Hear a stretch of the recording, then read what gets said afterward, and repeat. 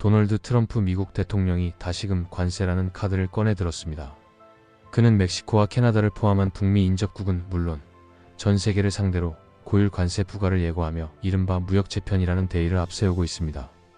그 과정에서 미국 내 소비자들이 체감하게 될 물가 상승 우려에 대해서는 일축했습니다. 그는 유가는 하락하고 금리는 내려가고 있으며 식품 가격도 떨어지고 있다며 인플레이션은 전혀 없다고 주장했습니다. 하지만 현장의 반응은 다릅니다. 미국 전역의 유통 매장에서는 이미 주요 생필품을 중심으로 사재기 현상이 나타나고 있으며 소비자들의 체감 물가에 대한 불안감도 높아지고 있습니다. 특히 아보카도, 토마토, 라임 등 멕시코산 신선 농산물에 대한 의존도가 높은 미국의 유통 구조상 고율 관세가 현실화될 경우 공급 차질과 가격 급등은 피할 수 없다는 경고가 곳곳에서 터져나오고 있습니다. 트럼프 대통령의 인플레이션 부정과 실제 시장의 불안 사이의 간극은 단순한 의견 차이를 넘어서 미국 소비 경제에 민감한 균열을 드러내는 신호일 수 있습니다.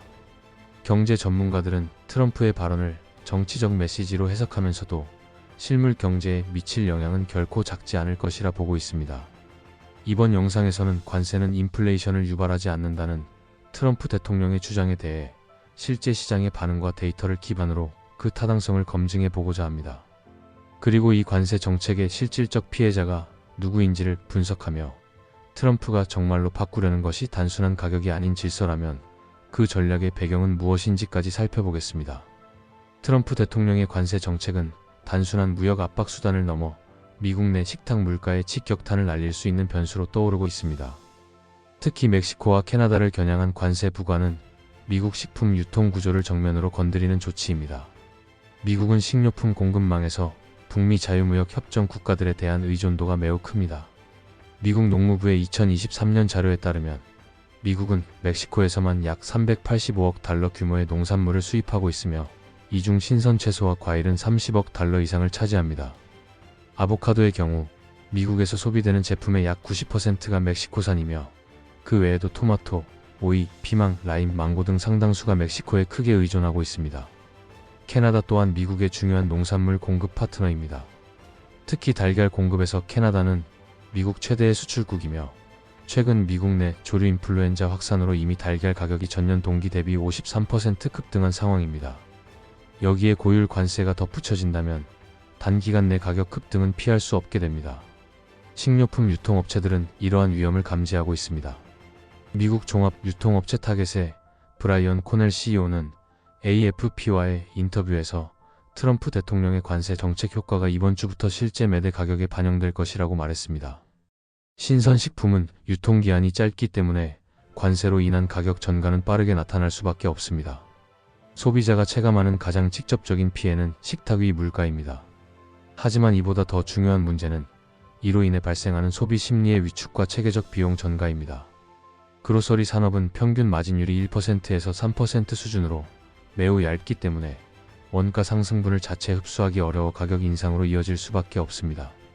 이는 결국 전체적인 식료품 물가 상승으로 귀결되며 저소득층일수록 그 타격은 더 커질 것입니다.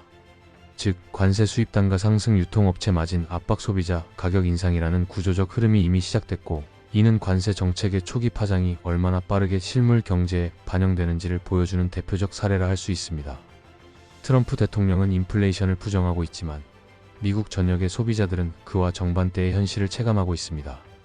마트 매대에 진열된 식료품 가격이 일주일 사이에도 요동치고 있으며 이는 단순한 공급 차질이 아닌 구조적 인플레이션 압력으로 이어질 가능성이 큽니다.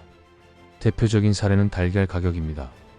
2024년 하반기부터 미국 내 고병원성 조류 인플루엔자가 재확산되면서 산란계 폐사와 생산 차질이 잇따랐고 2025년 3월 기준 달걀 가격은 전년 대비 무려 53% 급등했습니다.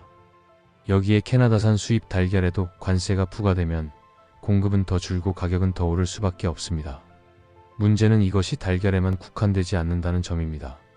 미국 소비자의 식탁에서 빠질 수 없는 품목들인 아보카도, 토마토, 오이, 라임, 피망 등 멕시코 의존도가 높은 신선 농산물들은 가격 민감도가 특히 높은 품목입니다.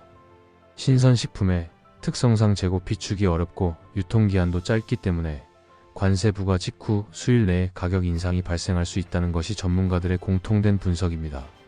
미시간 주립대 제이슨 밀러 교수는 신선식품은 장기 재고가 불가능하므로 관세 인상이 곧바로 소비자 가격으로 전가될 것이라고 진단했습니다.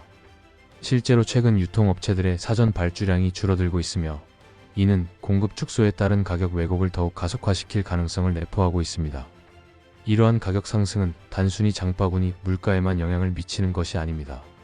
외식 물가에도 직격탄이 될 수 있습니다. 대형 프랜차이즈뿐만 아니라 소규모 레스토랑, 푸드트럭, 학교 급식, 병원 식단 등 다양한 식음료 산업이 원가 부담을 소비자에게 전가할 가능성이 높습니다.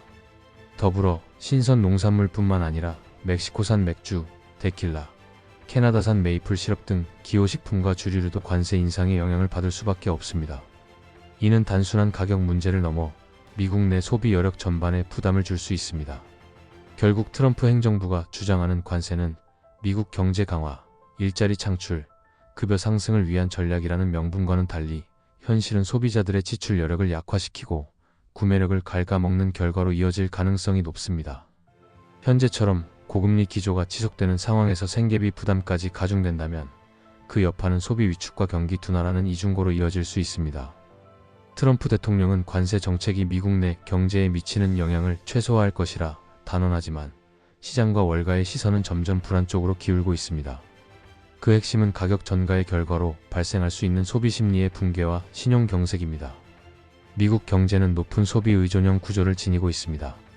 가계 소비가 GDP의 약 68%를 차지하고 있으며 이 중 상당 부분은 일상 소비재와 식료품 지출로 구성되어 있습니다.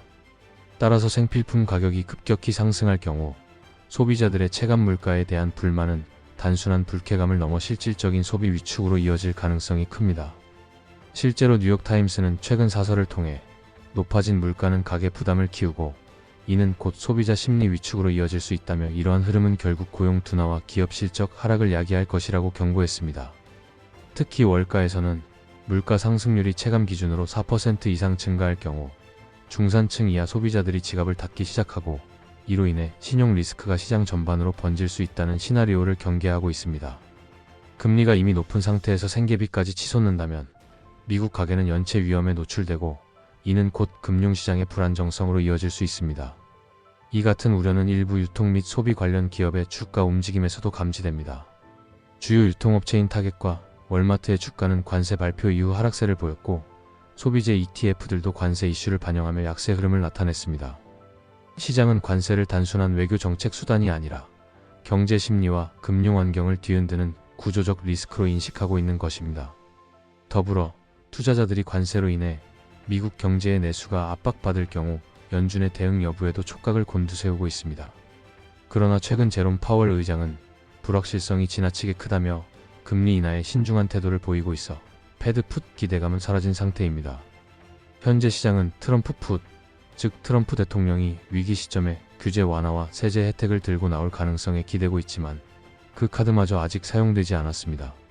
다시 말해 시장이 기대할 수 있는 안전판은 사라졌고 오히려 관세에 의한 구조적 충격이 실물과 금융을 동시에 압박할 수 있는 상황입니다.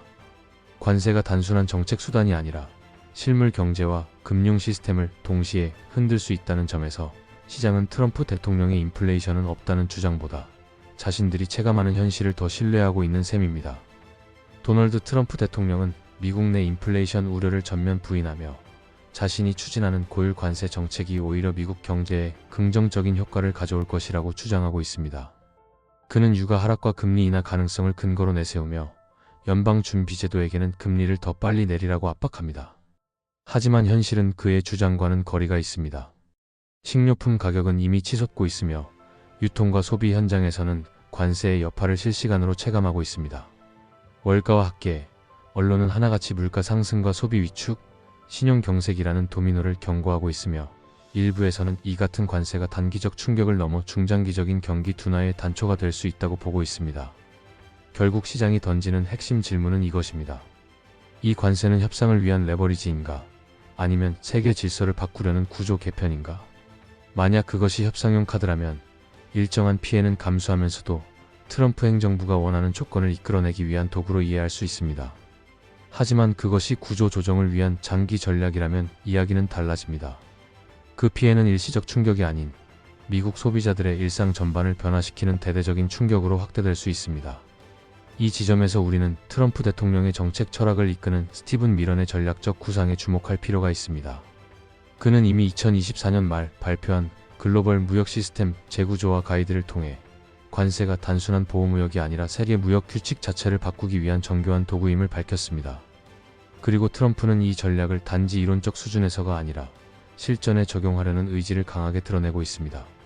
그러나 구조를 바꾸려면 공감이 필요합니다. 글로벌 무역은 강함만으로는 작동하지 않습니다. 동맹국의 설득 없이 보복 없는 질서 개편은 불가능합니다. 지금처럼 미국이 우리는 피해자다라는 전제를 앞세워 외국산 제품에 폭탄을 던진다면 그 반작용은 미국 내 소비자와 기업이 떠안게 될 것입니다. 트럼프의 관세 정책이 협상 카드인지 질서 재편인지 그 답은 미국 소비자의 인내심과 세계 각국의 대응 속에서 곧 드러나게 될 것입니다. 영상을 시청해 주셔서 감사합니다. 구독과 좋아요 부탁드립니다.